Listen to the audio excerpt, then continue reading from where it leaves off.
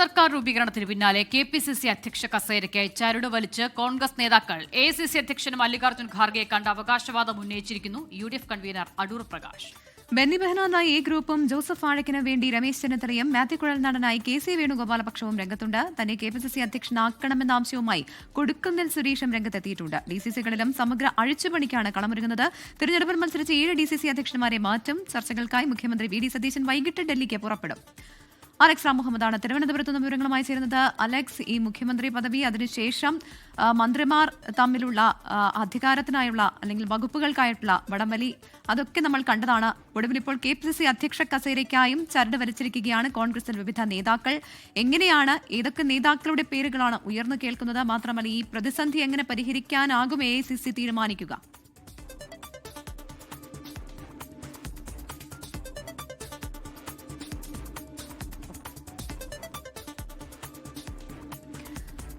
Alex Ram മുഹമ്മദാണ് വിവരങ്ങൾ നൽകുക. സർക്കാർ രൂപീകരണത്തിന് പിന്നാലെയാണ് ഇപ്പോൾ കെ.പി.സി.സി അധ്യക്ഷ കസേരയ്ക്കായി ചരട് വലി കോൺഗ്രസിൽ മുറുകുന്നത്. അത് വിവിധ നേതാക്കൾ അവരുടെ അനുയായികളുടെ പേരുകളൊക്കെ ഉയർത്തിക്കാട്ടിക്കൊണ്ടാണ് ഇത്തരത്തിൽ ചരട് വലി നടത്തിക്കൊണ്ടിരിക്കുന്നത്.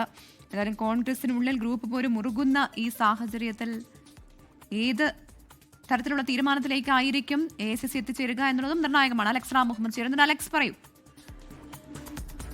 പ്രവിധ തർക്കമില്ലാതെ കോൺഗ്രസ് ഇല്ല എന്ന കോൺഗ്രസിലെ പതിവ് പാരമ്പര്യം തുടരുന്നു എന്നുള്ളതാണ് ശ്രദ്ധേയമായ കാര്യം. അത് നേരത്തെ നമ്മൾ മുഖ്യമന്ത്രി പദത്തിൽ കണ്ടു, മന്ത്രിമാരുടെ പദത്തിൽ കണ്ടു, നിയമസഭാ തെരഞ്ഞെടുപ്പ് സമയത്ത് സീറ്റിന് വേണ്ടിയുള്ള വടംവലി കണ്ടു. ഇപ്പോൾ നിയമസഭാ തെരഞ്ഞെടുപ്പിൽ വൻ ഭൂരിപക്ഷത്തിൽ വൻ സീറ്റുകൾ നേടി അധികാരത്തിലെത്തി. മന്ത്രിമാരായി, മുഖ്യമന്ത്രിയായി, എം.എൽ.എമാരായി ഇതൊക്കെ കഴിഞ്ഞു. ഇനി സംഘടനയിൽ പിടിമുറുക്കാനുള്ള നീക്കമാണ് കോൺഗ്രസ് നേതാക്കളുടെ ഭാഗത്തുനിന്നുണ്ടാകുന്നത്. പ്രത്യേകിച്ച് കെ.പി.സി.സി അധ്യക്ഷ പദവിക്കായി പ്രധാനപ്പെട്ട ഗ്രൂപ്പുകൾ, ഒപ്പം നേതാക്കൾ അവരുടെ വിഭാഗങ്ങൾ പിടിമുറുക്കുന്നു, ചരടുവലി നടത്തുന്നു എന്നുള്ളതാണ് ഏറ്റവും ശ്രദ്ധേയമായ കാര്യം, ഏറ്റവും പ്രധാനപ്പെട്ട കാര്യം. ഇതിൽ എ ഗ്രൂപ്പ് ബെന്നി ബെഹനാന്റെ പേര്, അത് നമുക്കറിയാം, കെ.പി.സി.സി അധ്യക്ഷ സ്ഥാനത്ത് തുടരുന്ന സണ്ണി ജോസഫ്, അദ്ദേഹം മന്ത്രിയായ സ്ഥിതിക്ക് ആ സ്ഥാനമൊഴിയും.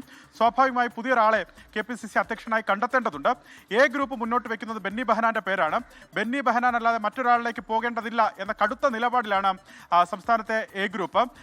സമാന സ്ഥാനത്തേക്ക് കൊടിക്കുന്നിൽ സുരേഷ് അവകാശവാദം ഉന്നയിച്ചിട്ടുണ്ട്. കൊടിക്കുന്നിൽ സുരേഷ് പറയുന്നത് നേരത്തെ പലതവണ കെ.പി.സി.സി അധ്യക്ഷ പദവിയിൽ നിന്ന് തഴഞ്ഞ പേരാണ് തൻ്റെത്. ഇതേ ആവശ്യം ഉന്നയിച്ച് അദ്ദേഹം എ.ഐ.സി.സി നേതൃത്വത്തെ, മല്ലികാർജ്ജുൻ ഖർഗെ അടക്കമുള്ള നേതാക്കൾ അദ്ദേഹം കാണുകയും ചെയ്തിട്ടുണ്ട്. ദളിത് വിഭാഗത്തിൽ നിന്നൊരു കെ.പി.സി.സി അധ്യക്ഷൻ വരണം എന്ന ആവശ്യമാണ് അദ്ദേഹം മുന്നോട്ട് വയ്ക്കുന്നത്. അതിനായി ദളിത് സംഘടനകളുടെ പിന്തുണയും അദ്ദേഹം ഉയർത്തിക്കാട്ടുന്നുണ്ട്.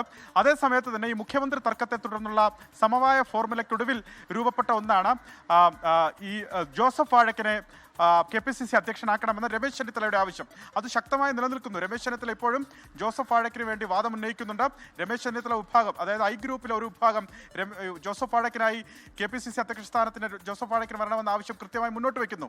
അവിടെയും തീരുന്നില്ല പ്രശ്നങ്ങൾ എന്നുള്ളതാണ്. UDF convener Adoor Prakash MP തന്നെ കെ.പി.സി.സി അധ്യക്ഷനാക്കണമെന്ന് ആവശ്യപ്പെട്ട് ഡൽഹിയിലേക്ക് പുറപ്പെട്ട എ.ഐ.സി.സി നേതൃത്വവുമായി ബന്ധപ്പെട്ട് തന്റെ ക്ലെയിം മുന്നോട്ട് വെച്ചിട്ടുണ്ട്. അവിടെ അദ്ദേഹം സാമുദായിക കാർഡാണ് അദ്ദേഹം മുന്നോട്ട് വെക്കുന്നത്. അതായത് ഈഴവ സമുദായത്തിൽ നിന്നൊരു കെ.പി.സി.സി അധ്യക്ഷൻ വരണം എന്ന ആവശ്യം അദ്ദേഹം മുന്നോട്ട് വെക്കുന്നുണ്ട്.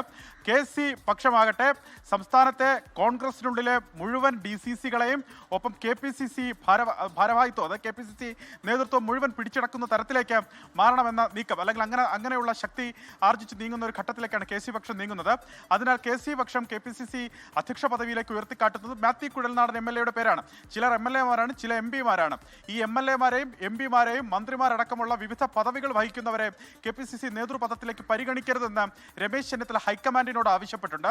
ആ ആവശ്യം സ്വാഭാവികമായി ജോസഫ് വാഴക്കിന് വേണ്ടിയാണെന്നുള്ള കാര്യം സംശയിക്കേണ്ടി വരും. അതുമാത്രമല്ല, ഇങ്ങനെ നിരവധിയായ ക്ലെയിമുകൾ ഇങ്ങനെ ഉയർന്നു നിൽക്കുന്നുണ്ട് കോൺഗ്രസിനെ സംബന്ധിച്ച്. ഇന്ന് മുഖ്യമന്ത്രി വി.ഡി. സതീശൻ ഇന്ന് ഡൽഹിയിലേക്ക് തിരിക്കുന്നുണ്ട്. അദ്ദേഹം ഡൽഹിയിലെത്തി മുഖ്യമന്ത്രി ആയതിനു ശേഷം എ.ഐ.സി.സി നേതൃത്വത്തെ കാണുന്നത് കൂടിയാണ്.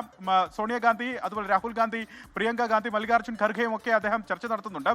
ഈ പുനഃസംഘടനയുമായി ബന്ധപ്പെട്ട വിവിധ കാര്യങ്ങൾ അദ്ദേഹം ഈ ചർച്ചയിൽ ഉൾപ്പെടുത്തുമെന്ന് മനസ്സിലാക്കുന്നു. അതായത് അദ്ദേഹത്തിന്റെ അഭിപ്രായങ്ങൾ പറയും. മുഖ്യമന്ത്രി ആയ സ്ഥിതിക്ക് ഒരു പവർ ഫാക്ടർ വി.ഡി. സതീശനാണ് സംസ്ഥാനത്തെ സംബന്ധിച്ച്. അതിനാൽ അദ്ദേഹത്തിന്റെ അഭിപ്രായം മുഖവിലേക്ക് എടുക്കേണ്ടി വരും ഹൈക്കമാൻഡിന്. തിരുവനന്തപുരം ജില്ലയെ സംബന്ധിച്ച് തിരുവനന്തപുരത്തെ DCC അധ്യക്ഷ പദവിക്കായി അദ്ദേഹം കടുംപിടുത്തം പിടിക്കുന്നുണ്ട്. അതായത് ചെമ്പഴന്തി അനിലിനെ DCC അധ്യക്ഷനാക്കണമെന്ന് അദ്ദേഹം ആവശ്യപ്പെടുന്നുണ്ട്.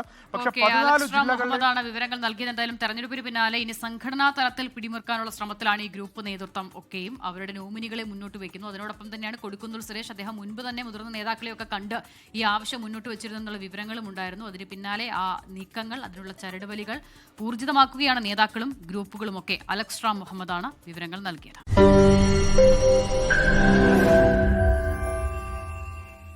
ലോകത്തെവിടെയായാലും ഏത് സമയത്തും 24 വാർത്തകളും ഓഗ്മെന്റഡ് റിയാലിറ്റി പാക്കേജുകളും എക്സ്പ്ലെയിനറുകളും വിശദമായി കാണാൻ ഞങ്ങളുടെ യൂട്യൂബ് ചാനൽ നിങ്ങൾക്ക് സബ്സ്ക്രൈബ് ചെയ്യാം.